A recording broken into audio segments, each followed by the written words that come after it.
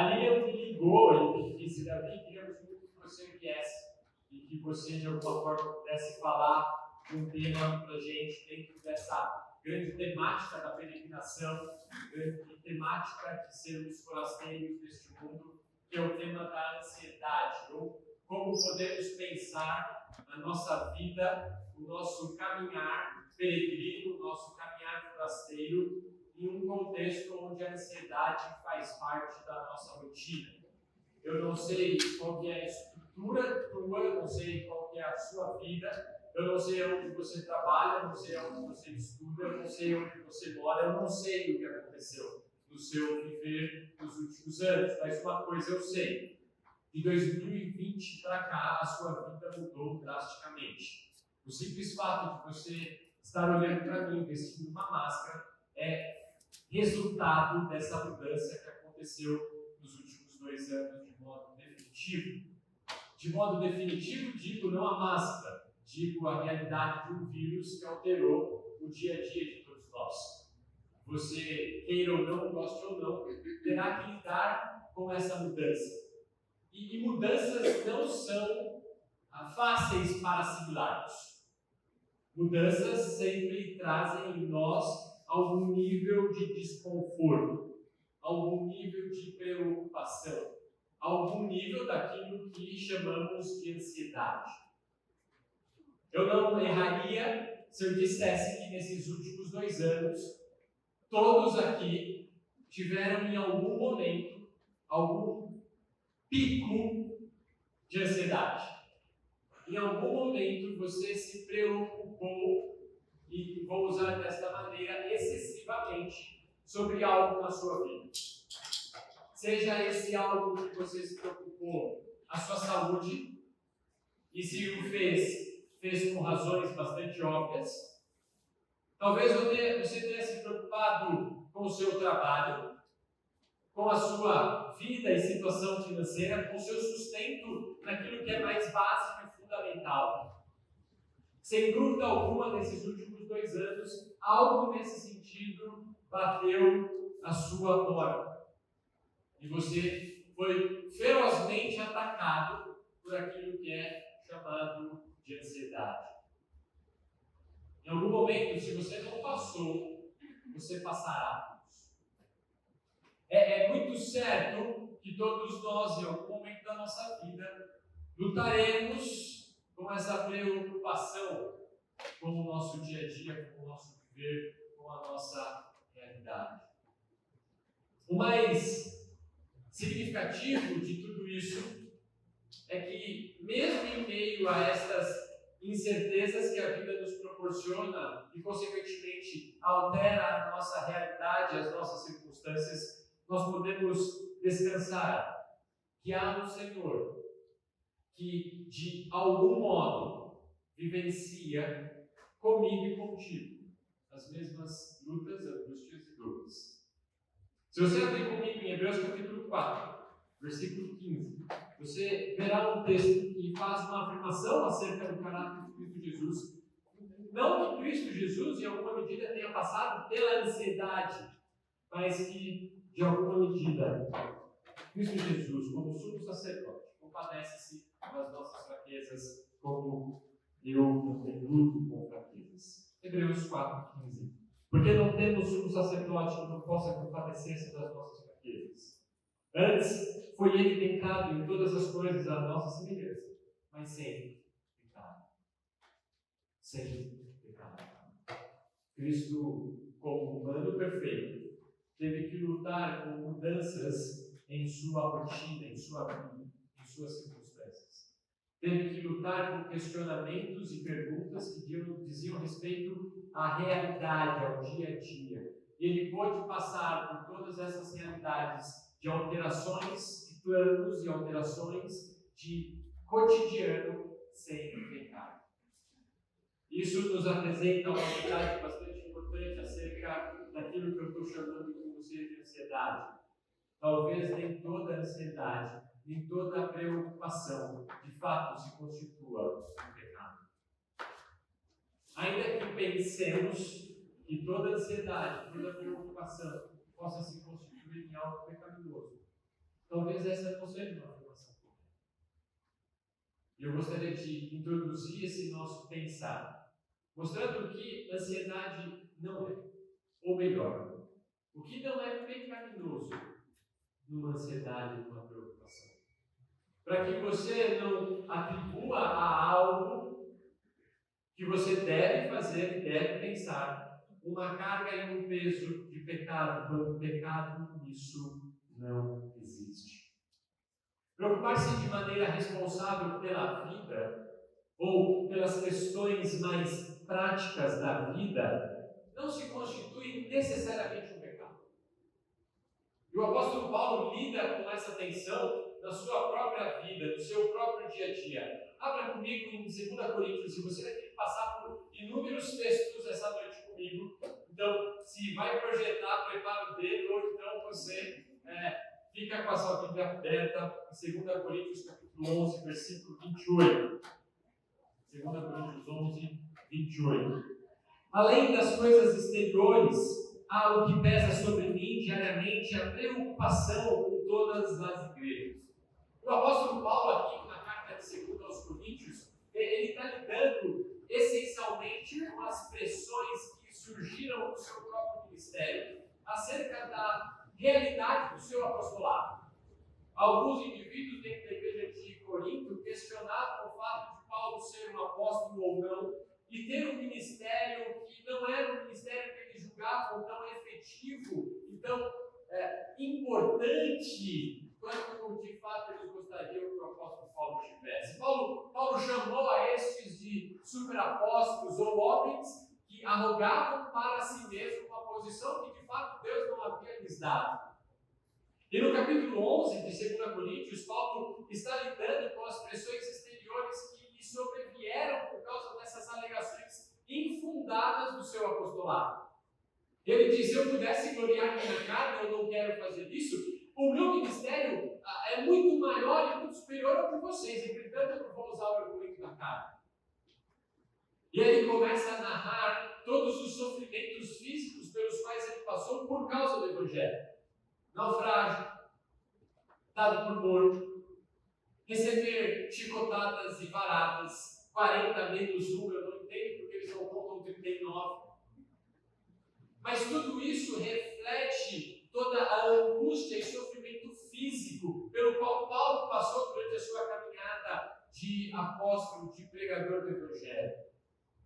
Entretanto, Paulo trata nesse verso em particular de um tipo de preocupação, de um tipo de zelo que ele tinha pela igreja e que ele não chama esse zelo, essa preocupação pela igreja como algo pecaminoso. Zelar pela integridade do corpo de Cristo, corpo pelo qual Cristo mesmo morreu, não é pecado. E se você olha para Gálatas capítulo 4, versículo 19, você vê ali que Paulo zelava por ver Cristo sendo formado em todo aquele que creu, e todo aquele que conviveu dentro da igreja local. E essa é uma pressão, ou essa é uma preocupação, ou essa é uma ansiedade que pastores e líderes, indivíduos que discipulam vidas, têm com aqueles a quem eles cuidam e de quem eles discipulam. Em que medida os que estão ouvindo a mensagem compreendem a mensagem para conformar-se ao Redentor, ao Salvador Jesus Cristo? E essa não é uma pressão externa. Essa é uma preocupação interna. Esta é uma luta que cada um daquele que conduz o rebanho de Cristo tem. Porém, essa é uma preocupação sadia. O dia que o ministro, o dia que o líder, o dia que o discipulador não se preocupar por ver a sua igreja conformada a Cristo Jesus, ele começará a fazer algo errado no seu ministério. Porque ou ele se preocupará com aspectos pessoais, sua fama, a sua visibilidade, a sua capacidade de comunicar, ou ele se preocupará com alguma coisa na vida das pessoas que não é Cristo sendo formado. Esse é o tipo de preocupação zelosa de todos aqueles que estão envolvidos com o ministério que deveriam ter. Paulo, e eu não vou ler esse texto, vou apenas citar aos irmãos, diz essa mesma preocupação na vida de Epafrodito em Filipenses capítulo e de Timóteo em Filipenses capítulo 2, verso 20. E diz que a igreja de Filipos tinha essa mesma preocupação para com ele em Filipenses capítulo 4, versículo 10. Tanto Timóteo se preocupava com a igreja de Filipos, quanto a igreja de Filipos se preocupava com Paulo. Enquanto Paulo se preocupava com todas as igrejas que ele tinha plantado o ministério do Evangelho da graça de Deus. Preocupar-se com o crescimento do próximo da imagem de Cristo Jesus não é de base algo pecaminoso. Não é algo ansiosamente pecaminoso. É algo que todos zelam pelas vidas deveriam ter. Também não é ansiedade pecaminosa ou preocupação pecaminosa o planejamento adequado acerca da vida. Abra comigo em Tiago capítulo 4. E eu não vou explorar tudo que eu poderia explorar em Tiago capítulo 4 nesse momento. Eu espero até o fim do nosso tempo, só para eu não me perder. Até que horas eu posso falar aqui? Não me dá muito tempo, porque senão eu falo.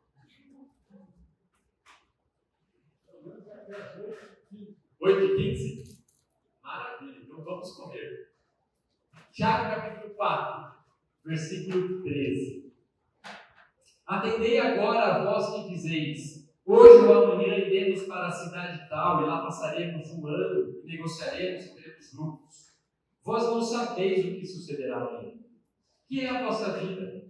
Sois apenas como neblina que aparece por um instante e logo se dissipa. Em vez disso, devias dizer: se o Senhor quiser, não só viveremos, como também faremos isto ou aquilo. Agora, entretanto, vos jactais das vossas arrogantes pretensões. Toda jactância, semelhante a essa, é maligna. Portanto, aquele que sabe que deve fazer o bem e não o faz, isso está pecando. Note que Tiago, quando escreve a sua carta, e talvez essa seja a primeira carta escrita do Novo Testamento, está lidando com crentes ou uma igreja bastante recente e incipiente. E este livro, entendido como um grande livro da sabedoria do Novo Testamento, dá uma proposição de sabedoria para o nosso viver. Nós deveríamos, de fato, planejar a nossa vida, entretanto, sem um nível de arrogância ou um nível de controle que é desproporcional à realidade de que há um Deus soberano que governa e controla todas as coisas. E eu tenho que lidar com essa suposta ou aparente tensão entre aquilo que eu planejo para o meu dia a dia, para o meu viver, para a minha própria vida, e aquilo que eu compreendo da intervenção divina no meu viver. Ninguém deveria dizer: eu irei, farei e terei. Mas eu deveria dizer: se o Senhor assim desejar. O ponto aqui, bastante importante, é destacar que não é se o Senhor assim desejar, Ele fará a minha vontade. O ponto a se destacar é: se o Senhor assim desejar, Ele frustrará a minha vontade para cumprir os desígnios soberanos dele sobre a minha vida. E esse é um elemento bastante difícil da equação do organizar a vida sem se preocupar pecaminosamente. Porque possivelmente você, durante esses últimos 2 anos, eu estou fazendo um recorte bastante estrito da nossa história, nesses últimos 2 anos você planejou algo. E você fez grandes sonhos para este algo que você planejou. Em algum momento você teve que lidar com o fato de que Deus soberanamente alterou os teus planos e estabeleceu de modo muito definitivo os planos dele para a tua vida. E aí mora a raiz da sua preocupação excessiva ou do seu verdadeiro entendimento de que há um Deus que controla todas as coisas, a qual eu me submeto, mesmo que eu esteja planejando tudo. Planejar é bom, viu? Faça planejamentos para a sua vida, mas não confie no seu planejamento. Não dependa do seu planejamento. A sua confiança e a sua dependência devem estar colocadas em uma pessoa e não num papel. Numa pessoa e não em algo idealizado que você criou para a sua vida. E há uma distância bastante grande entre isso, o idealizado por você, e aquilo que Deus vai permitir que você desfrute e usufrua. Esse é o pensar que Tiago chama a nossa atenção. Planejar não é pecaminoso, é algo sensato e que você deveria desfrutar, praticar na sua vida. Entretanto, planejamento esse feito com base na dependência do Senhor. Para não criar uma ansiedade, não sei treinar, você pode falar até as 8h30. Muito obrigado. Agradeço bastante com relação a isso. Mas então o que é ansiedade?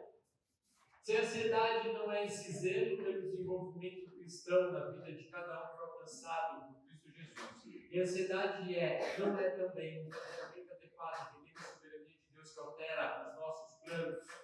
O que a ansiedade de fato vem a ser? Qual é a natureza da ansiedade? E aí eu convido você a abrir comigo em Jeremias capítulo 10. Jeremias capítulo 10, versículo 23.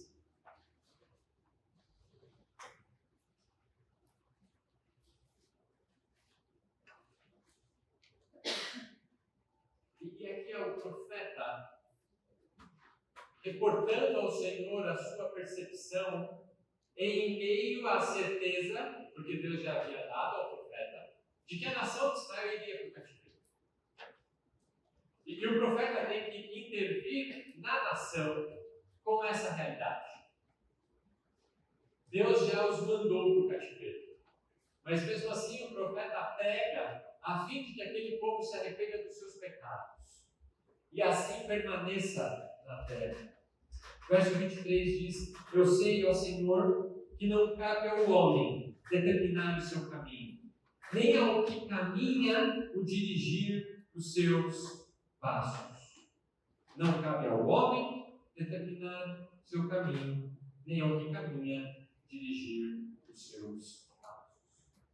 E esse texto demonstra ou revela algo bastante significativo sobre algo que é inerente a todos nós do lado de cá da eternidade. No lado de cá da eternidade, nós julgamos ter controle da nossa vida. Nós julgamos que se eu puder manejar as circunstâncias, todas as situações serão resolvidas. É por isso que a teoria da conspiração funciona muito bem na tua mente. Porque toda teoria conspiratória na sua mente tem começo, meio e fim e é extremamente lógico. Só que isso somente para você. Porque você é capaz de lidar e manejar com todos os elementos que você julga devem ser manejados nessa sua teoria conspiratória. Só que a vida não é uma teoria conspiratória. A vida é alguma coisa ou outra que depende da soberania divina e das suas decisões e das inter-relações das suas decisões com as decisões dos outros que estão ao seu lado agora. E a probabilidade de você conseguir controlar e manejar todos os elementos contidos na sua vida é de baixa para nula. E se você tem um pouquinho mais de idade, você já tem a certeza que é nenhum. E quando a gente ainda é mais jovem, nós ainda julgamos, idealisticamente, que nós vamos resolver quase todos os dilemas, não só da nossa vida, mas da vida de todo mundo ao nosso redor. E você, em algum momento, sentou, deitou no seu travesseiro e você fez planos muito claros. A tal idade eu estarei em tal lugar fazendo tal coisa. A tal idade eu estarei em tal ambiente fazendo tal coisa. E em tal momento eu estarei em tal ambiente fazendo tal coisa. E tudo aquilo que hoje eu vejo como errado, eu vejo como inadequado, ou eu vejo como inoportuno, terá sido solucionado. Porque eu tomei decisão A, decisão C. E aí você acordou, e você estava com 24 anos, tendo que trabalhar das 8 às 18, saindo de casa às 6, voltando para casa às 8, e você percebeu que o seu salário não dava para resolver nenhum daqueles problemas. surgiram tantos outros que você nunca vislumbrou naquele seu sonho dos 16, 17, 18 anos. E é isso que o profeta está dizendo. Eu sei, Senhor, não cabe ao homem determinar o seu caminho, nem ao que caminha dirigir os seus passos. Mas, Davi, isso é incongruente com o que você acabou de dizer em Tiago, que eu devo planejar os meus passos. Sim, planejar os meus passos, cientes de que eles serão alterados. E que eu vou dar um passo. E este passo eu dou na dependência do Senhor, sem saber se o próximo passo eu caio, ou se o próximo passo eu caminho de modo organizado, ordeiro, independente daquele que tem governado todas as coisas do mundo. Quando eu tento controlar aquilo que se dará na minha vida de modo excessivo, de modo desproporcional, aquela preocupação sadia e zelosa, aquele planejamento possível, começa a me levar para um afastamento da dependência daquele que controla todas as coisas e começa a trazer para mim o desejo de governar não só o meu presente, mas governar acima de tudo o meu futuro no tempo presente. E na medida que eu tento controlar o tempo futuro no tempo presente, eu estou dando o gatilho necessário para que a ansiedade pecaminosa se instale e me conduza. E aí perguntas como, e se? E se eu não conseguir aquele emprego? E se eu não entrar em determinada universidade? E se eu for mandado embora? Esse se é uma pergunta sobre o futuro. Eu estou tentando responder hoje. Eu não sei se eu vou ser contratado. Eu não sei se eu vou entrar na universidade que eu desejo. Eu não sei se eu vou ser mandado embora. Isso é no futuro. O que eu sei hoje? O que eu sei hoje é que eu preciso ir para a entrevista. O que eu sei hoje é que eu preciso estudar para o vestibular. O que eu sei hoje é que eu estou empregado. Mas e o dia de amanhã? O dia de amanhã a gente vê daqui a pouco. Mas na medida em que eu tento trazer o tempo futuro ao tempo presente, eu estou estabelecendo um ambiente propício para a minha ansiedade. Justamente porque eu quero controlar todos os elementos da minha vida. Eu quero dirigir os meus passos. Eu quero ser o Senhor do meu viver. Eu quero ser Deus no meu dia a dia.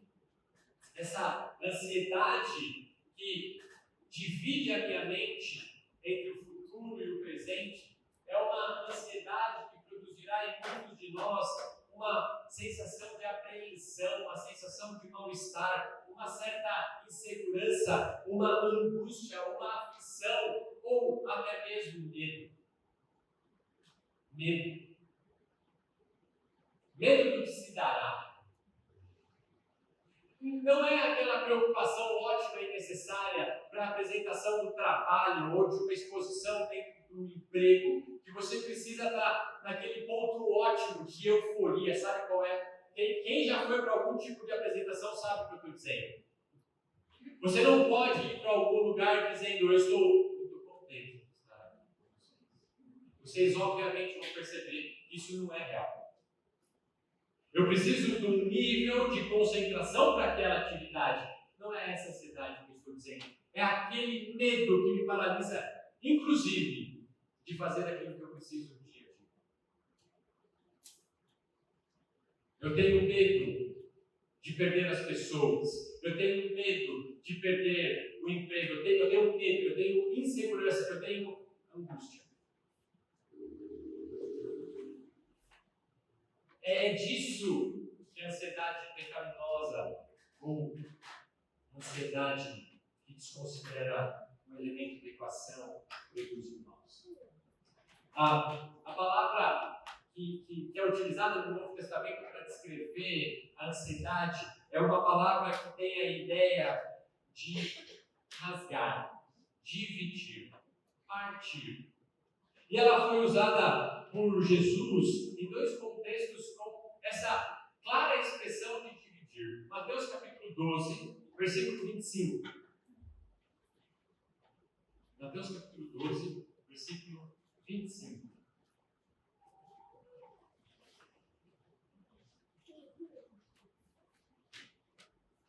E vocês conhecem aqui um pouco do contexto, que é Jesus expulsando demônios, e que vai dizer aos saduceus, dizendo: o Senhor expulsa esses demônios pelo poder de Beelzebul. E é esse versículo que Jesus começa a falar. Jesus, porém, conhecendo-lhes os pensamentos, disse: todo o reino dividido. Ninguém traduziu isso aqui dizendo todo o reino ansioso, todo o reino preocupado. Mas é traduzido, e muito bem traduzido, todo reino dividido contra si mesmo ficará deserto. E toda cidade ou casa dividida contra si mesma não subsistirá.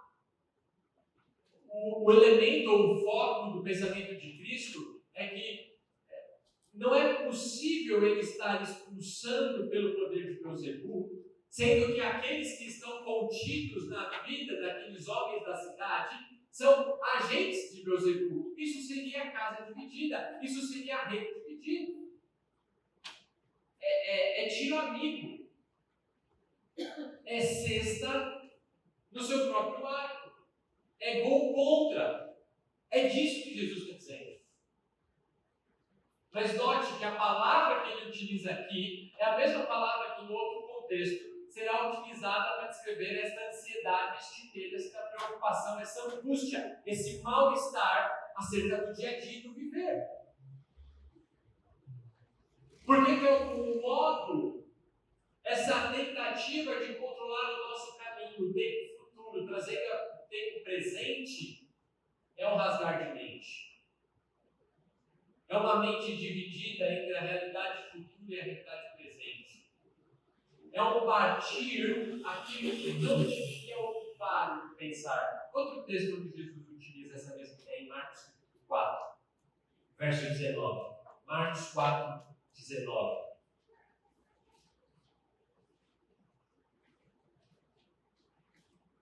Explicando a parábola do semeador, Jesus vai dizer que os cuidados do mundo, a fascinação da riqueza e as demais ambições concorrendo sufocam a palavra, ficando ela, a palavra, frutífera.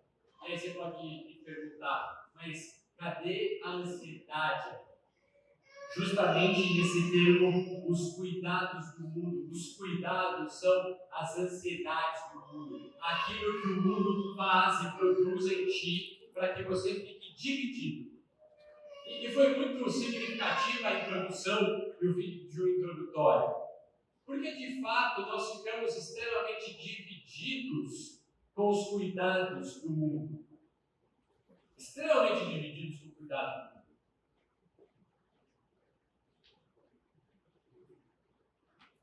Quantos não se preocupam com questões necessárias, ok? Necessárias. De que roupa eu vou vestir dentro do mundo hoje? Esse é um cuidado necessário, é claro. Todo mundo deveria ser zeloso o suficiente para saber o que vestir em determinado contexto. Algum pecado nisso? Não. Mas e se o cuidado excessivo com isso te leva a trocar, destrocar a roupa inúmeras vezes, até que ela atinja um padrão que é único e exclusivamente teu, a fim de que as pessoas reconheçam algo em você, sobre aquilo que você está vestindo, sobre a sua aparência estética e física? É a mesma coisa que o primeiro exemplo? Não. Só que essas são ansiedades típicas do mundo. Então o indivíduo se prepara não para ir, ele se prepara para ser visto. Tipo do mundo. O indivíduo, note, qualquer carro tem uma única função. Qual é? me levar do ponto A ao ponto B. Essa é a função do carro. Concorda? No menor tempo possível. Só que eu posso fazer isso no carro A, eu posso fazer isso no carro B. Porque muitas vezes nós nos desgastamos não para ter o carro A, mas nós nos desgastamos para ter o quê? O carro B. Tem algum pecado em ter um carro B? Mas se de algum modo esse cuidado do carro B te faz perder prioridades essenciais, elementares, acerca da vida do reino, isso começou a ser um cuidado excessivo com o mundo, uma ansiedade, uma mente dividida entre aquilo que você deveria expressar como reflexo da palavra que foi cultivada em ti e aquilo que você não deveria cultivar porque é próprio do mundo. Está dando para entender? Não é uma questão tanto do que, mas é uma questão muito mais íntima e profunda de onde eu coloco a minha segurança.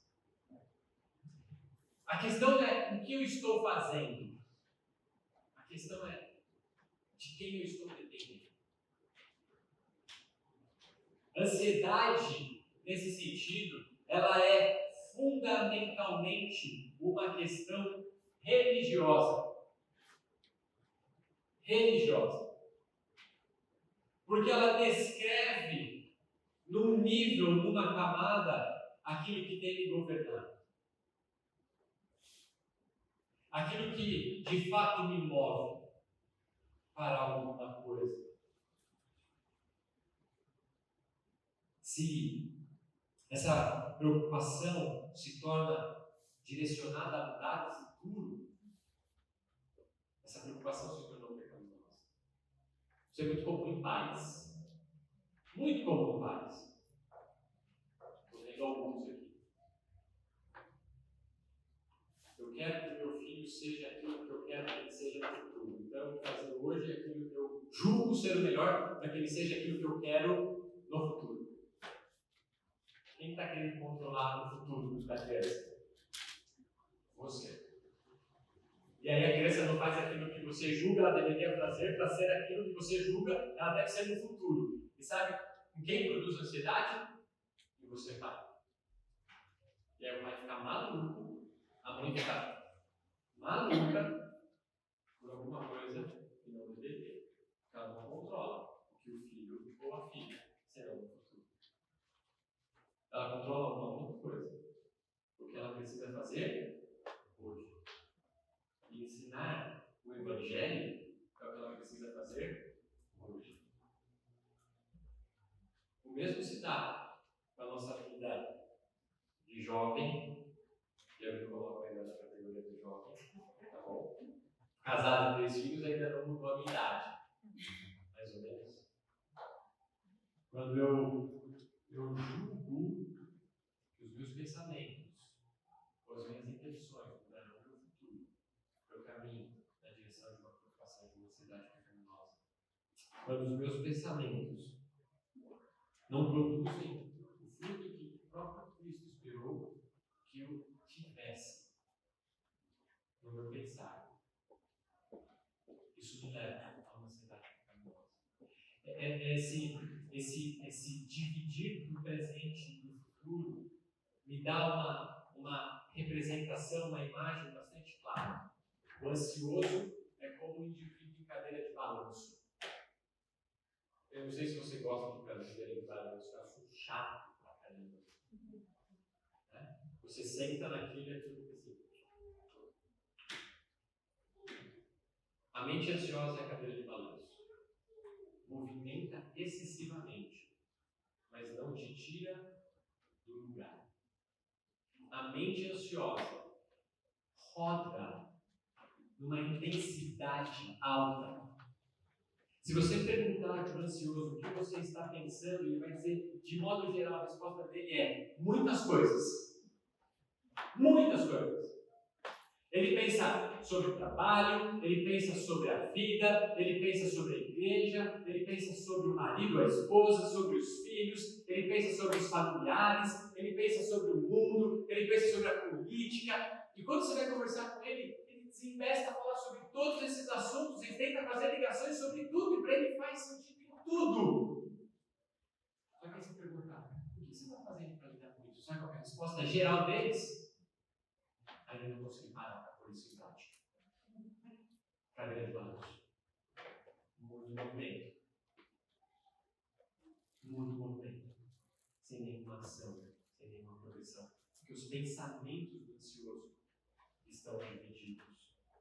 Ele acaba fazendo com que as suas responsabilidades presentes, os seus relacionamentos atuais, simplesmente se dispersem. Porque ele está preocupado com aquilo que ele não precisava. Vai para Lucas 10.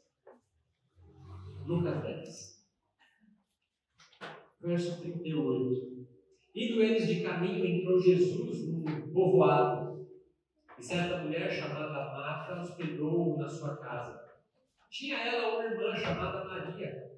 E esta quedava-se assentada aos pés do Senhor ao ouvir os ensinamentos.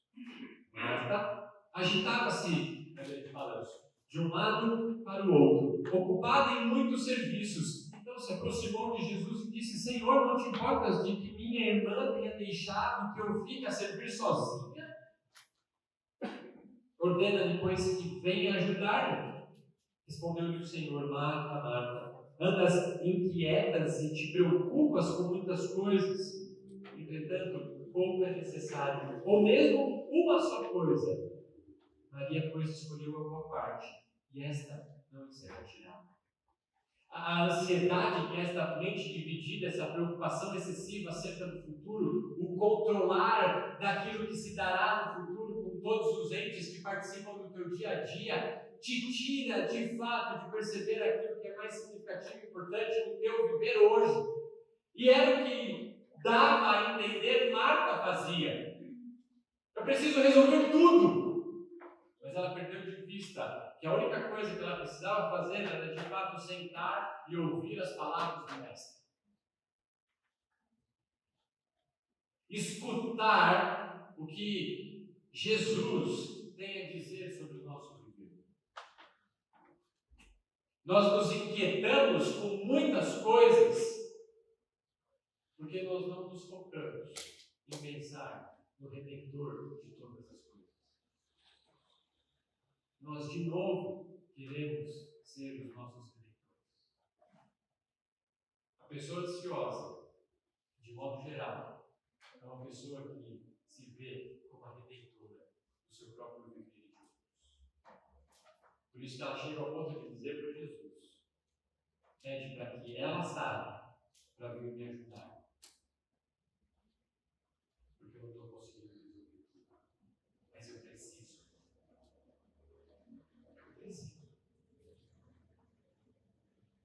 A ansiedade vai prejudicar o corpo.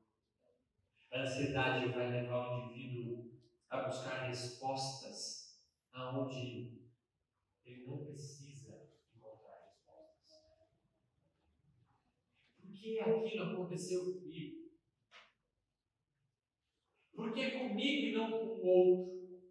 Por que desta forma? Por que desta maneira? E o pensar excessivo começa a desenvolver. E aí, junto com a ansiedade, acompanha, sempre o ansioso, o espírito crítico, o espírito murmurador, o espírito descontente. Porque, afinal de contas, a minha expectativa de solução não está aqui e nem no Senhor. A minha expectativa de solução está onde? No futuro. E se eu não tenho ainda, eu vou criticar a realidade. Você sabe por que eu estou preocupado? Eu estou preocupado porque ele não conseguiu o emprego que eu quero. Não, não é verdade. Porque o dia que você julgar ter o emprego que você quer, você vai dizer: não é esse aí. Há um livro que eu gosto muito. E falar de livro que eu gosto muito é isso aí. Mas esse é o significativo.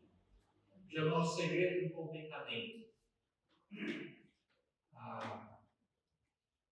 E perguntaram para um homem muito rico, importante, da virada do século XIX para o XX, lá nos Estados Unidos, o que você julga, você precisa ter para ser feliz e satisfeito? E a resposta dele foi: só um pouco mais. Só um pouco mais. Se eu tiver um pouco mais, eu estarei feliz e satisfeito. Estarei contente.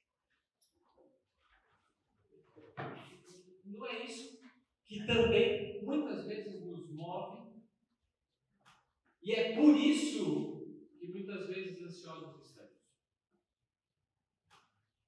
Porque queremos apenas um pouco mais. Eu tenho 3, né? Você é a Rebeca, você está com 4. Eu tenho o Tito que está com 2. Eu tenho o Joãozinho que está com 5 meses. A Beca é uma fofura. Uma fofura. Você não conhece, o dia que você conhecer, você vai concordar comigo. Só que ela antecipa absolutamente tudo. Absolutamente tudo. Nesses últimos dias ela ficou gripada. E ela não queria saber o que a doutora Dalma, que é a pediatra, tinha dado de remédio para ela tomar. Ela tem 4 anos. Você acha que ela precisa se preocupar com que remédio ela vai tomar? E quando eu dizia, filha, você vai tomar o remédio. Qual dos remédios, papai? O tal ou o tal? Eu falei, filha, toma o remédio.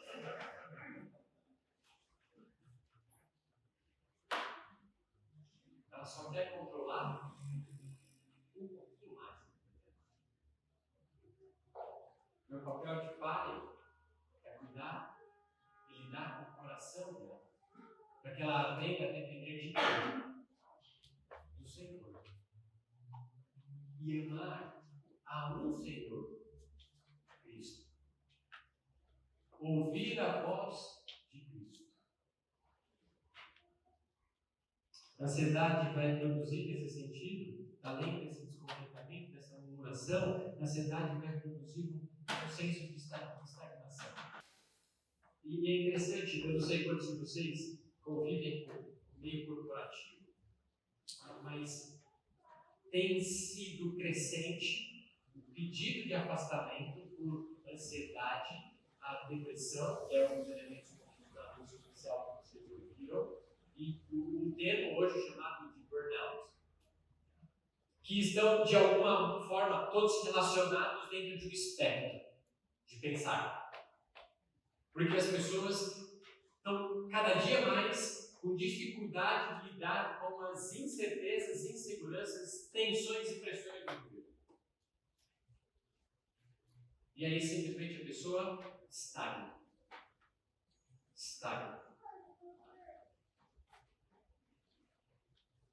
A ansiedade produz isso. E muitas vezes a solução equivocada, e aí eu vou dar um salto para o futuro aqui do nosso estudo, para depois voltar para o tópico, sabe como eu vou lidar de modo equivocado com a minha ansiedade? Eu preciso viajar. Essa é uma resposta comum de muitos. Eu preciso tirar férias. Eu preciso reduzir as minhas atividades. Eu preciso mudar questões de agenda. Eu preciso fazer mais atividade física. Não que nisso haja algum problema em si. Viaje, tire férias, faça exercícios físicos, não ocupe-se com aquilo que é de fato desnecessário. Entretanto, se eu olhar para isso como a solução da minha ansiedade, eu desprezo efetivamente que a ansiedade é uma questão do meu coração dividido e, como eu disse, um fato religioso. De quem eu dependo? Do meu filho diário. Dito tudo isso, eu queria agora sim convidar, por isso que eu precisava de um pouquinho mais de tempo, para Mateus capítulo 6. Mateus capítulo 6. Ela até ansioso. Mateus capítulo 6. Texto que Jesus não pensava necessariamente num jovem, numa jovem, num homem, numa mulher do século XXI em São Paulo. Entretanto, há inúmeras aplicações do nosso viver diário. Jesus escreve isso no contexto do Sermão da Montanha, onde os seus discípulos sentam e todos aqueles que o ouviam sentam para ouvir Jesus a falar das coisas do reino.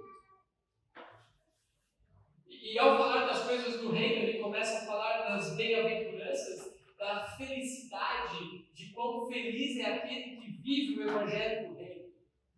E depois ele contrasta a vida do viver fora do reino com a vida do viver no reino, com vários elementos. Desde o dízimo, passando pelo adultério, chegando nos juramentos, na vingança, no amor ao próximo, no jejum, na oração. E aí, dá-se um versículo que eu quero começar a ler com vocês, verso 19 de Mateus capítulo 6. Não acumuleis para vós outros tesouros sobre a terra, onde a traça e a ferrugem corroem, e onde ladrões escavam e roubam, mas ajuntai para vós outros tesouros no céu, onde traça nem ferrugem corrói, e onde ladrões não escavam nem roubam, porque onde está o teu tesouro, ali também estará o teu coração. Se a minha ansiedade, ou se a ansiedade é uma mente dividida entre o futuro e o presente, a minha ansiedade está diretamente ligada com aquilo que eu julgo ser o tesouro mais importante do meu coração. Se o que eu julgo ser mais importante no meu viver é o relacionamento meu com a minha esposa, a possibilidade de perder o relacionamento com a minha esposa gerará em mim ansiedade. Uma doença dela, uma viagem dela, pense o que quiser, vai produzir em mim ansiedade, porque vai tentar em mim controlar a ela, o viver dela, para que eu tenha o desejo do meu coração satisfeito. Aquilo que me é mais precioso, a minha esposa. Jesus aplica isso a tesouros no aspecto mais financeiro. Se indivíduos colocam toda a sua esperança e a sua dependência daquilo que é monetário, ele está dizendo: o meu Deus é o recurso. O que me governa é o recurso. Logo, na ausência do recurso, isso produzirá em mim ansiedade, preocupação, porque a minha vida ficou dividida entre ter ou não ter recursos hoje em relação àquilo que eu almejo para o meu futuro. Substitua isso por qualquer outra coisa e você começa a identificar as possíveis causas da sua ansiedade, porque a ansiedade tem um fundo, tem um cunho extremamente religioso. Verso 22. São os olhos a lâmpada do corpo. Se os teus olhos forem bons, todo o teu corpo será luminoso. Se, porém, os teus olhos forem maus, todo o teu corpo estará em trevas. Portanto, caso a luz que em ti há sejam trevas, que grande trevas serão? E agora tem um elemento. Se onde está o meu tesouro, ali estará também o meu coração. E se os meus olhos são o elemento onde eu busco as coisas no tempo presente, e se os meus olhos forem maus, eles buscarão as coisas más, os meus olhos buscarão o quê? Aquilo que eu tenho alimentado no meu coração. Coração. Nós olhamos e temos os nossos olhos focados naquilo que nós mais desejamos. Isso é muito típico num casal. Você já deve ter percebido. Os dois olham a mesma foto. E ao olhar a mesma foto, um vai dizer: você viu isso? Ela vai dizer: não.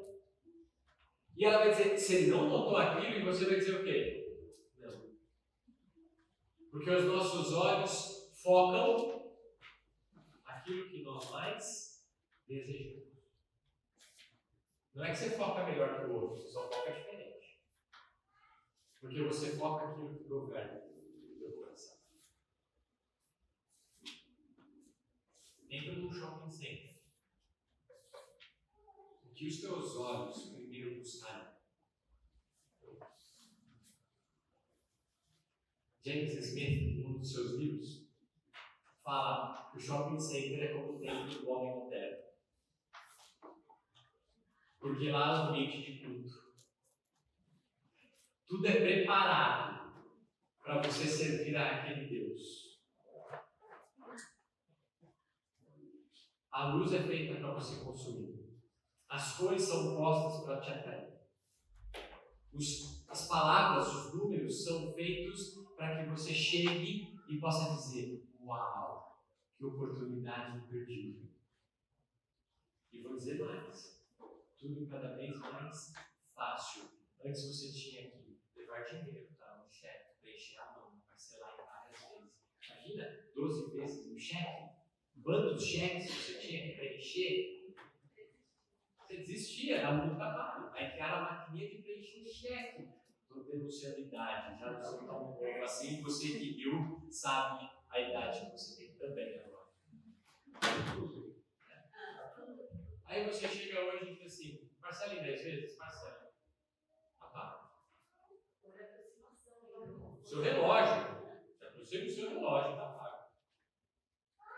Se você chegar em certas culturas e contextos, não existe mais cartão de crédito como a gente conhece. Isso é do passado e muito passado. Isso tudo converge para aquele ambiente de culto que se chama shopping center. E os teus olhos vão refletir aquilo que está no seu coração. E assim o shopping center não tem como nada. Porque é aquilo que está no teu coração. Que governa você? Verso 24. Ninguém pode servir a dois senhores, porque ou há de aborrecer-se de um e amar o outro, ou se devotará a um e desprezará o outro. Não pode servir a Deus ou às riquezas. Eu não posso servir a Deus ou às riquezas, eu não posso servir a Deus e o meu desejo de controle da vida do outro, eu não posso servir a Deus e querer controlar os meus filhos, eu não posso servir a Deus e querer ter controle do meu trabalho, eu não posso servir a Deus e querer controlar a Deus. Os meus olhos me levam para isso. Isso é o que governa o meu coração. A fonte da minha ansiedade está naquilo que eu alimento o meu coração. E é por isso que o versículo 25 surge: por isso vos digo. Por isso o quê? Por isso o quê? Por isso que eu acabei de dizer, aquilo que você alimenta no seu coração é o que governa os seus olhos, que diz o Deus a quem você adora. Por isso, não andeis ansiosos de coisa alguma. Porque o Deus que você adora é o Deus do reino. Lembra do Sermão do Monte? Esse Deus do reino sabe exatamente aquilo que você precisa. Mas se o seu Deus não é o Deus do reino, se o seu Deus é o Deus da riqueza, se o seu Deus é o Deus do controle, se o seu Deus é qualquer outra coisa, esse Deus que não é o Deus do reino não sabe o que você precisa. Logo ele produzirá em quente a ansiedade. Porque você sabe que este Deus é insuficiente, esse Deus é incapaz, esse Deus é pequeno, esse Deus é puro, esse Deus é inexistente. Por isso, não andeis ansiosos pela vossa vida, quanto ao que é a vez de comer ou beber, nem pelo vosso corpo, quanto ao que é a vez de vestir. Não é a vida mais do que o alimento e o corpo mais do que as vestes? E a resposta óbvia para essa pergunta é sim. Sim. E aí Jesus vai dar exemplos do seu dia para descrever este cuidado dele com estas coisas simples da vida. Observai as aves do céu, não semeiam, não colhem, nem ajuntam em celeiros. Parênteses. Jesus não está ensinando a gente deixar de cumprir as nossas funções básicas de planejamento, tá certo? O que ele está dizendo é: quem sustentará esse animal, essa ave que não semeia, não colhe, não planta? Contudo, o vosso Pai Celeste a sustenta. Porventura não valeis vós muito mais do que as aves? E a resposta para essa pergunta é: sim, o ser humano vale mais do que as aves. Qual de vós, por ansioso que esteja, pode acrescentar um côvado ao curso de sua vida? E por que andais ansiosos quanto ao vestuário? Considerai como crescem os lírios do campo, eles não trabalham, não fiam. E se você, a gente não vai ter tempo, mas se você voltasse para o período do êxodo e a peregrinação do povo no deserto, você ali absolutamente vê Deus provendo à nação de Israel todos os elementos necessários para a subsistência deles durante 40 anos da peregrinação. Não lhes faltou comida, não lhes faltou bebida, não lhes faltou roupa. 40 anos andando e a sandália não consumiu, a roupa não consumiu. No dia que eles andaram na terra prometida, por um ano a terra deu tudo o que eles precisavam para que eles pudessem cultivar, e depois cessou o provimento de Deus de modo especial. Eu poderia olhar para vocês como profeta chegando à casa da viúva de Sarepta e dizer que ela vai lá, cose o último bocado que você tem de azeite e farinha, traze para que eu coma. Olha que maluco! Não é traze para que tu e teu filho coma. Traze para que eu coma. E ela fez exatamente aquilo que Deus havia pedido por meio do profeta.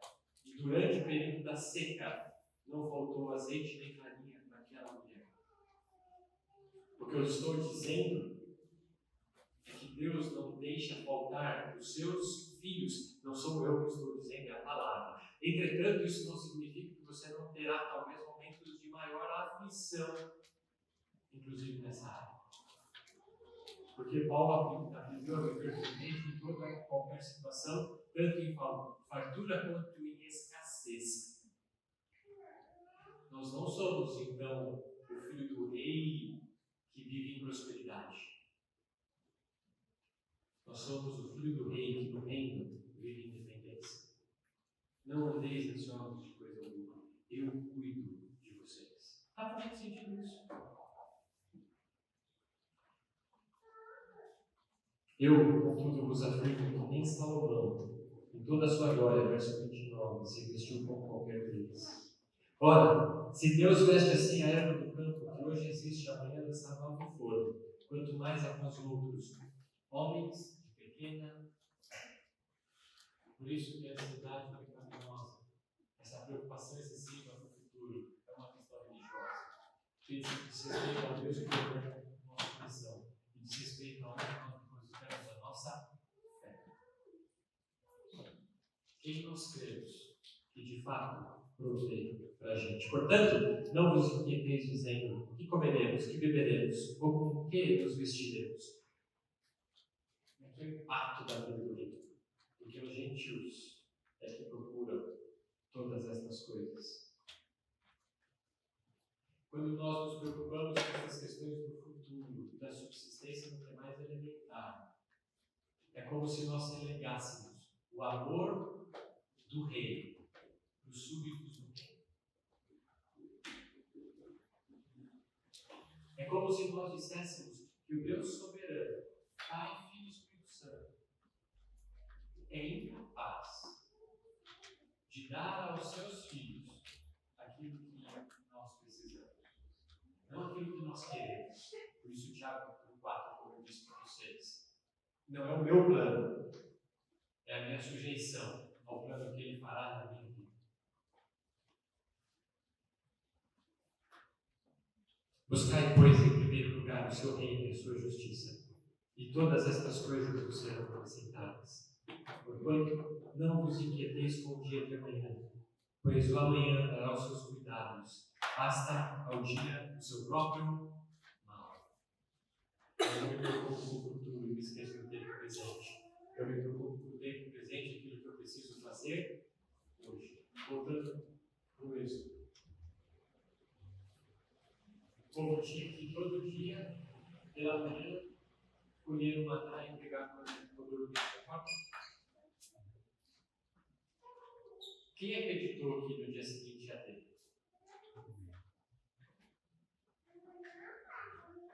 No primeiro dia, ainda que Deus tivesse dito, pega o de hoje, porque amanhã eu vou prover o de amanhã, sabe o que o povo fez?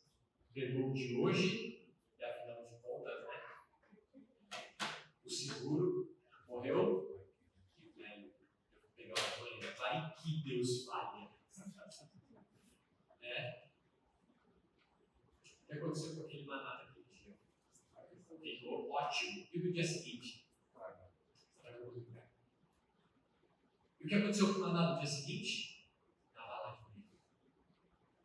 Mas olha que mais doido. Chega na sexta-feira, de manhã, pega para 2 dias, porque sábado é o sábado de descanso do povo da manhã.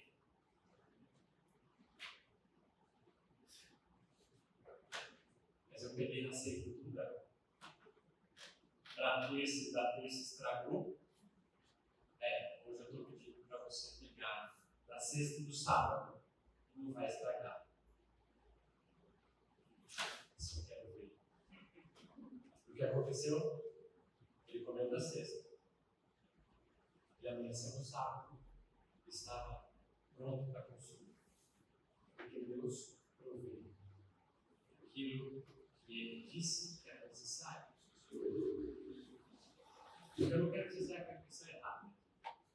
Eu estou dizendo que nenhum de nós aqui vai ser o próximo multimilionário do país. Vai ter todas as nossas questões amanhã resolvidas. Eu estou dizendo que Deus vai prover para a sua vida o que é necessário para o seu viver hoje. Eu termino com esse texto. Salmo 23. O Senhor é o meu pastor? Nada me faltará. Então aquilo que eu não tenho, não preciso. Se o Senhor é meu pastor, nada me faltará. Se eu não tenho, é porque o meu pastor entendeu que hoje eu não preciso daquilo. Porque se eu precisasse, ele que é o meu pastor, entenderia que aquilo era necessário e não deixaria faltar. Faz sentido? Por que então andamos tão ansiosos no nosso viver? Andamos ansiosos porque a nossa luta não é com a realidade, não é com a doença, não é com o trabalho. A nossa luta íntima é com a compreensão de que há um Deus soberano que governa todas as coisas. E este Deus é fiel para suprir exatamente aquilo que nós precisamos no dia de hoje. E nisso nós descansamos e dependemos. Nisso descansamos e dependemos. Teria muito mais o que falar sobre ansiedade, mas eu já até ultrapassei. Para vocês não ficarem ansiosos, que horas ele vai acabar. Eu vou encerrar por aqui. Eu queria convidar então você a abaixar a sua cabeça. Aqui nós orações juntos.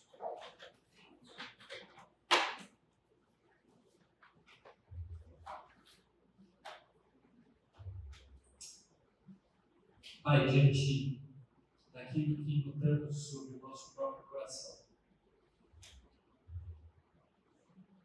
meu pedido e minha oração, Pai, é que o Senhor nos faça atentar para aquilo que tem governado o nosso pensar, o nosso viver, o nosso agir. Que não coaduna, não é adequado ao pensar no Filho do Rei, do Filho do Rei, da vida do Rei. Faça-nos atentos, Deus, às nossas inquietações, para que notemos a partir delas onde temos colocado a nossa esperança. O que temos trazido do tempo futuro a tempo presente, a fim de governar, a fim de controlar. E ao notar isso, faça-nos crescer na dependência do Senhor, entregando todo o nosso pensamento cativo a Ti e a Cristo, para que Ele sonde, para que Ele transforme,